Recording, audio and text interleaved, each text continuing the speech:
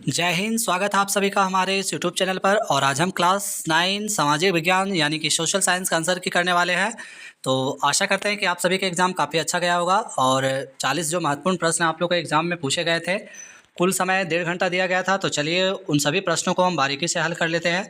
जहाँ पे पहला जो प्रश्न आप लोग को पूछा गया था कि जब लुई 16वां को न्यायालय द्वारा देशद्रोह के आरोप में मौत की सज़ा सुना दी गई तो उसे 21 जनवरी 1773 को सार्वजनिक रूप से निम्न में से किस स्थान पर फांसी दी गई। मेरे प्यारे बच्चों, यहाँ पे जो 1773 है 1793 होना चाहिए था। बट इस प्रश्न का जो करेक्ट आंसर होगा ऑप्शन नंबर बी के साथ चला जाएगा, प्लेस डी लॉ कॉनकॉर्ड में। प्लेस डी लॉ कॉनकॉर्ड में, जो कि ऑप्शन नंबर बी के साथ चला जाएगा। इसी तरह दूसरा प्रश्न की ओर चलते हैं। दूसरा जो प्रश्न आप लोग का पूछा गया था कि स्वतंत्रता और जनवादी अधिकारों के विचार निम्न में से किस क्रांति की सबसे महत्वपूर्ण विरासत थी। तो आप सभी को हमने पहले के ही अध्ययन के दौरान बताया गया था कि फ्रांसीसी क्रांति की देन थी स्वतंत्रता, समानता और भ्रातृत्व। तो ऑप्शन नंबर ए के साथ चला जाएगा, फ्रांसीसी क्रांति के साथ। तीसरा जो महत्वपूर्ण प्रश्न पूछा गया है वो कहता है कि रूस में आधुनिक खेत विकसित करने और उन पर मशीनों की सहायता से औद्योगिक खेती करने के लिए निम्न में से किस प्रकार के उपाय को जरूरी माना गया। तो बच्चों, इस प्रश्न का जो करेक्ट आंसर होगा किसके साथ चला जाएगा, तो ऑप्शन नंबर जो इसका डी है, इनमें से सभी के साथ चला जाएगा। जिन बच्चों ने ऑप्शन नंबर डी करके आए हैं उनका सही हो जाएगा। तो चलिए इसका करेक्ट आंसर डी के साथ चला जाएगा, इनमें से सभी हो जाएगा। अगले प्रश्न की ओर चलते हैं, जहाँ पे हमारा प्रश्न है 4 नंबर पूछा गया है कि यूरोप में समाज के पुनर्गठन की संभवतः सबसे दूरगामी दृष्टि प्रदान करने वाली विचारधारा निम्न में से कौन थी। तो वह विचारधारा समाजवाद कहलाती है, जो कि ऑप्शन नंबर बी के साथ चला जाएगा। अच्छे प्रश्न पूछे गए थे। थोड़ा सा जिन बच्चों ने एनसीईआरटी को बारीकी से अध्ययन किए होंगे उन सभी का पेपर काफ़ी अच्छा गया होगा। 5 नंबर प्रश्न का था 1927 से 28 के आसपास रूस के शहरों में किस वस्तु का भारी संकट पैदा हो गया था। तो वस्तु था पावरोटी, जो कि ऑप्शन नंबर डी के साथ चला जाएगा। अब है 6 नंबर प्रश्न का था कि नास्तिवाद का उदय कहाँ हुआ था। तो नास्तिवाद का उदय कहाँ हुआ था आप लोग को हम बताए थे, इसलिए प्रश्न को हम छोड़ रहे हैं। आप लोग हमें कमेंट में बताइए जर्मनी होगा या रूस होगा जल्दी से। चलिए देखते हैं कि कितना बच्चे इस प्रश्न को फिर से सही आंसर करते हैं। और अगले प्रश्न की ओर चलते हैं। 7 नंबर कहता है हिटलर की नस्ली सोच निम्न में से किन विचारधारकों के सिद्धांत पर आधारित था। तो मेरे प्यारे बच्चों, इस प्रश्न का जो करेक्ट आंसर होगा किसके साथ चला जाएगा, इस प्रश्न का जो करेक्ट आंसर चला जाएगा यहाँ पे चार्ल्स डार्विन और हर्बर्ट स्पेंसर के द्वारा, जो कि ऑप्शन नंबर डी के साथ चला जाएगा। अगले प्रश्न की ओर चलते हैं, जहाँ पे नेक्स्ट प्रश्न पूछा गया औपनिवेशिक काल के दौरान भारत में वन संसाधनों के दोहन में किस यूरोपीय शक्ति ने महत्वपूर्ण भूमिका निभाई। तो वो यूरोपीय शक्ति जिन्होंने महत्वपूर्ण भूमिका निभाई ब्रिटेन थे, जो कि ऑप्शन नंबर डी के साथ चला जाएगा। और आशा करते हैं कि आप सभी भी डी को ही टिक लगा कर आए होंगे। अगले प्रश्न की ओर हम लोग चलते हैं, जहाँ पे हमारा प्रश्न कहता है यूरोप में किन वस्तुओं की बढ़ती मांग को पूरा करने के लिए बागान बनाए गए और उनके लिए प्राकृतिक वनों का एक भारी हिस्सा साफ किया गया। मेरे प्यारे बच्चों, इस प्रश्न का करेक्ट आंसर होगा चाय, कॉफ़ी और रबर, जो कि ऑप्शन नंबर ए के साथ चला जाएगा। तो काफ़ी लॉन्ग टाइप का प्रश्न में बनाया गया है। और 10 नंबर प्रश्न की ओर हम लोग पहुँच चुके हैं। और जिन बच्चों ने लाइक सब्सक्राइब शेयर नहीं किए हैं वो जल्दी जल्दी से शेयर कर दे। प्रश्न है इंडोनेशिया के जावा में निम्न में से किस समुदाय के लोग कुशल लकड़हारे और घुमंतु किसान के रूप में जाने जाते थे। तो वो कलांग थे, जो कि ऑप्शन नंबर सी के साथ चला जाएगा। अब हम 11 नंबर प्रश्न की ओर पहुंच चुके हैं, जहां पे प्रश्न है कि गढ़वाल और कुमाऊं के गुज्जर चरवाहे सर्दियों में भाबर के सूखे जंगलों की तरफ और गर्मियों में बुग्याल के ऊपरी घास के मैदानों की तरफ चले जाते थे। गढ़वाल और कुमाऊं भारत के किस राज्य में स्थित है। तो इस प्रश्न का जो हमारा करेक्ट आंसर चला जाएगा वो किसके साथ चला जाएगा, तो उत्तराखंड के साथ चला जाएगा, जो कि ऑप्शन नंबर ए में दिया गया है। तो ये इसका करेक्ट आंसर हो जाएगा। 12 नंबर प्रश्न कहता है कि भारतीय भूभाग एशियाई महाद्वीप का निम्न में से किसका विस्तार माना जाता है। तो दक्षिणी विस्तार माना जाता है, जो कि ऑप्शन नंबर डी के साथ चला जाएगा। अगले प्रश्न है कि 13 नंबर प्रश्न कहता है कि पश्चिम में अरब सागर, दक्षिण में हिंद महासागर, तो पूर्व में कौन सा महासागर और भारत की सीमा को निर्धारित करता है। तो वो हो जाएगा हमारा किसके साथ चला जाएगा मेरे प्यारे बच्चों।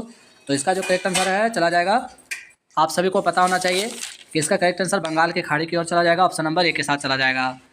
अगले प्रश्न की ओर पहुंच चुके हैं। 14 नंबर यानी 14 नंबर प्रश्न कहता है निम्न में से भारत का कौन सा राज्य है जो चीन के साथ अपनी सीमा साझा नहीं करता है। तो वह राज्य है मेरे प्यारे बच्चों, कौन सा राज्य हो जाएगा, हिमाचल, बिहार, सिक्किम, अरुणाचल प्रदेश। तो इसका जो करेक्ट आंसर हो जाएगा वो हमारा किसके साथ चला जाएगा, तो ऑप्शन नंबर सी के साथ चला जाएगा या बी के साथ। तो बी के साथ चला जाएगा, बिहार के साथ चला जाएगा। 15 नंबर प्रश्न का था भारत का एकमात्र सक्रिय ज्वालामुखी अंडमान और निकोबार द्वीप समूह के किस द्वीप में स्थित है। तो बैरन द्वीप में है, जो कि ऑप्शन नंबर बी के साथ चला जाएगा। अगले प्रश्न की ओर हम लोग पहुंच चुके हैं। 16 नंबर कहता है कि प्रायद्वीपीय पठार भारत का एक विशाल पठार है, इसकी विशेषता निम्न में से क्या है। इसकी विशेषता निम्न में से क्या हो जाएगा, या नियमित त्रिभुजाकार है, या गोंडवाना महाद्वीप के टूटने और बहने से बना है, या भारतीय उपमहाद्वीप के सबसे पुराने और स्थिर भूभागों में एक है। तो इसका जो करेक्ट आंसर होगा इनमें से सभी हो जाएगा। इसका right answer option number D के साथ जाएंगे। 17 नंबर प्रश्न यानी 17 नंबर का था, हिमाद्री के दक्षिण में स्थित श्रृंखला जिसे निम्न हिमालय के नाम से भी जाना जाता है वह भारत के किन राज्यों में पाई जाती है? तो भारत के किस राज्य में पाया जाएगा मेरे प्यारे बच्चों? तो इस प्रश्न का जो करेक्ट आंसर होगा ऑप्शन नंबर किसके साथ चला जाएगा? तो बी के साथ चला जाएगा, असम एवं हिमाचल प्रदेश में। जिन बच्चों ने लगा कर आए होंगे उनका सही हो जाएगा। 18 नंबर प्रश्न की ओर पहुंच चुके हैं। महादेव, कैमूर तथा मैकाल निम्न में से किनके नाम है? तो ये निम्न में से पर्वतों का नाम है मेरे प्यारे बच्चों। ऑप्शन नंबर बी के साथ जाएंगे। 19 नंबर प्रश्न का था, दुधवा राष्ट्रीय पार्क भारत के किस राज्य में स्थित है? तो उत्तर प्रदेश में है। आप लोग इसको अच्छे से लगा कर आए होंगे, पता कर सभी को पहले से भी जानकारी होना चाहिए था। 20 नंबर प्रश्न का था, निम्न में से कौन सी नदी हिमालय से नहीं निकलती है? तो उस नदी का नाम क्या हो जाएगा? उस नदी का क्या नाम हो जाएगा मेरे प्यारे बच्चों? तो उस नदी का नाम हो जाएगा कृष्णा, जो हिमालय से नहीं निकलती है। अगले प्रश्न की ओर हम लोग पहुँचे हैं, जो आज हमारा पेपर में पूछा गया है कि धुआंधार जलप्रपात भारत के किन राज्यों और शहरों में स्थित है? तो ये मध्य प्रदेश और जबलपुर में स्थित है। ऑप्शन नंबर ए के साथ चले जाएंगे। अगले प्रश्न की ओर चलते हैं। 22 नंबर प्रश्न का था, निम्न में से कौन अत्यंत ठंडी पवनों से भारतीय उपमहाद्वीप की रक्षा करता है? तो इस प्रश्न का जो करेक्ट आंसर होगा ऑप्शन नंबर किसके साथ चला जाएगा? तो हिमालय पर्वत के साथ चला जाएगा। ऑप्शन नंबर सी इसका करेक्ट आंसर हो जाएगा। 23 नंबर प्रश्न का था, पारिस्थितिकी तंत्र का संतुलन का प्रमुख कारण निम्न में से कौन माना जाता है? तो आप सभी को पता है कि निम्न में से कौन माना जाएगा। इनमें से सभी हो जाएगा। अत्यधिक शिकार करना, वनों की अंधाधुंध कटाई करना, औद्योगिक अपशिष्ट तथा तेजाबी जमाव का होना। अगले 24 नंबर प्रश्न की ओर पहुंच चुके हैं, जहां पे प्रश्न कहता है कि सुंदरी वृक्ष निम्न में से किस स्थान पर पाए जाते हैं? तो आप सभी को पता है कि गंगा ब्रह्मपुत्र के डेल्टा में क्षेत्र में पाए जाते हैं। तो ऑप्शन नंबर जो बी है वो इसका करेक्ट हो जाएगा। अगले प्रश्न की ओर चलते हैं। 25 नंबर प्रश्न आप लोग का पूछा गया है कि जिस शासन प्रणाली में सरकार का चुनाव जनता के द्वारा किया जाता है उसे किस प्रकार का शासन कहा जाता है? तो लोकतंत्र कहा जाता है, जहाँ पे जनता द्वारा सरकार का चुनाव किया जाता है। तो सी इसका राइट आंसर होगा। 26 नंबर प्रश्न को आप लोग देख लीजिए। कहता है गैर लोकतांत्रिक देश में निम्न में से क्या देखने को नहीं मिलता है? तो एक गैर जो लोकतांत्रिक देश है उसमें क्या देखने को नहीं मिलता है? तो इनमें से सभी जो है नहीं देखने को मिलता है। वहाँ बहुदलीय चुनाव व्यवस्था नहीं होती है, वहाँ विपक्षी दल अपनी भूमिका निभाता है, ये भी नहीं होता है। तो डी इसका करेक्ट आंसर होगा। 27 नंबर देख लीजिए, लोकतंत्र निम्न में से किस सिद्धांत पर आधारित होता है? तो लोकतंत्र जो है वो मेरे प्यारे बच्चों इस प्रश्न का करेक्ट आंसर क्या हो जाएगा? 27 का बी के साथ चला जाएगा, राजनीतिक समानता पर। 28 नंबर प्रश्न की ओर पहुँच चुके हैं। प्रश्न है कि भारतीय संविधान के निर्माताओं ने संविधान को ना बदले जा सकने वाले कानून के रूप में नहीं देखा था, इसलिए संविधान में समय समय पर बदलावों को शामिल किया गया जाता रहा है। इन होने वाले बदलावों को क्या कहा जाता है? तो आप सभी को पता है कि इसको कहा जाता है क्या मेरे प्यारे बच्चों? संविधान संशोधन, जो कि ऑप्शन नंबर डी के साथ चला जाएगा। अगले प्रश्न की ओर चलते हैं। अगला प्रश्न 29 नंबर का था, निम्न में से कौन सा एक ऐसा व्यक्ति जो भारतीय संविधान सभा के सदस्य नहीं थे पर संविधान सभा के अनेक सदस्य उनके विचारों का अनुयायी थे? तो वो व्यक्ति कौन हो जाएगा? महात्मा गांधी, जो कि ऑप्शन नंबर ए के साथ चला जाएगा। अगले प्रश्न की ओर चलते हैं। लोकतंत्र में चुनाव के कानूनों के अनुसार कोई भी उम्मीदवार या दल निम्न में से कौन सा काम नहीं कर सकता है? तो 30 का जो करेक्ट आंसर होगा किसके साथ चला जाएगा? 30 नंबर प्रश्न की ओर हम लोग पहुंच चुके हैं मेरे प्यारे बच्चों। और आप लोग अभी तक वीडियो को लाइक, सब्सक्राइब, शेयर नहीं किए हैं तो जल्दी से कर दें, क्योंकि यह पेपर सभी बच्चों के लिए महत्वपूर्ण है। तो ऑप्शन नंबर जो इसका डी बनाकर आए हैं करेक्ट हो जाएंगे, डी इसका करेक्ट आंसर हो जाएगा।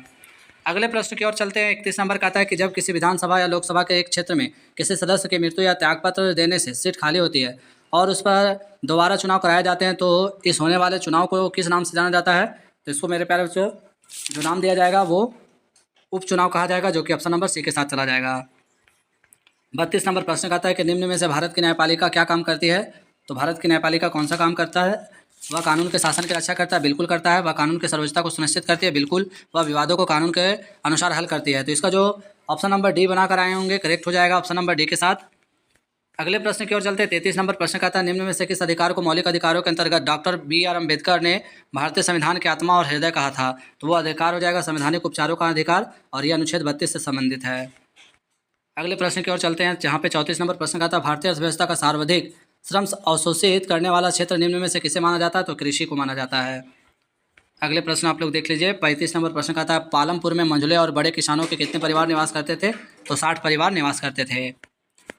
36 नंबर प्रश्न की ओर चलते हैं, जहाँ पे कहा था बेरोजगारी में वृद्धि किस प्रकार की अर्थव्यवस्था का सूचक मानी जाती है? तो वो सूचक मानी जाती है मंदीग्रस्त की, जो कि ऑप्शन नंबर ए के साथ चला जाएगा।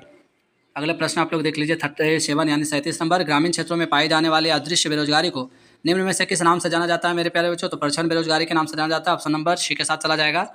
अगले प्रश्न की ओर चलते हैं। 38 नंबर का था, निम्न में से कौन भारत के विकास की राजनीति का एक प्रमुख उद्देश्य रहा है? तो इस प्रश्न का जो करेक्ट आंसर होगा वो किसके साथ चला जाएगा? तो आप सभी को पता है कि रणनीति का एक प्रमुख उद्देश्य रहा है, तो इस प्रश्न का हमारा सही आंसर ऑप्शन नंबर डी के साथ चला जाएगा, गरीबी उन्मूलन के साथ। 39 नंबर प्रश्न की ओर पहुंच चुके हैं, जहां पे कहता है कि मानव संसाधन विकास पर सबसे अधिक ध्यान केंद्रित करने वाला राज्य निम्न में से किसे माना जाता है, तो केरल को माना जाता है, जो कि डी के साथ चला जाएगा। आखिरी प्रश्न की ओर पहुंच चुके हैं, तो आखिरी प्रश्न है, स्वतंत्रता के पश्चात भारतीय नीति निर्माताओं ने खदानों में आत्मनिर्भरता प्राप्त करने के लिए कृषि के उत्पादन में वृद्धि की एक नई रणनीति अपनाई, जो कृषि उत्पादन के क्षेत्र में देखने को मिली। उनका नाम निम्न में से क्या है, तो हरित क्रांति है, जो 1960 से 70 के दशक में कृषि के क्षेत्र में दुगना वृद्धि हुआ था। हरित क्रांति का जनक एस एस स्वामीनाथन थे। तो आप लोग हमें कमेंट में लिख बताएं कि क्या रहा आप लोग का फाइनल स्कोर, और लाइक सब्सक्राइब शेयर करना ना भूलें। जय हिंद, जय भारत।